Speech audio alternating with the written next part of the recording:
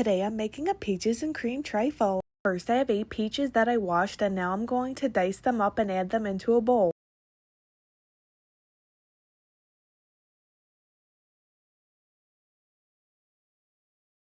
After I finish dicing up the peaches, I'm going to add a 1/4 cup of sugar and mix that up until it's combined and then put this in the fridge for 30 minutes.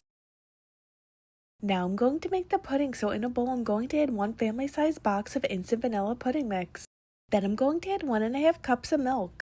Next I'm going to add half a can of sweetened condensed milk. Next I'm going to mix this up until the pudding thickens and then put this in the fridge for 10 minutes. After the pudding was in the fridge for 10 minutes, I'm going to add 4 ounces of whipped topping and fold that in. Next I'm going to make the whipped cream, so in a bowl I have 2 cups of heavy cream and then I'm going to add 1/4 cup of sugar and mix that up until stiff peaks form. Next I'm going to build the trifle, so first I have a trifle bowl and on the bottom I'm going to add some cubed pound cake. Next I'm going to add half of the pudding mixture and spread that out. Then I'm going to add about half of the diced peaches. Next add half of the whipped cream and spread that out.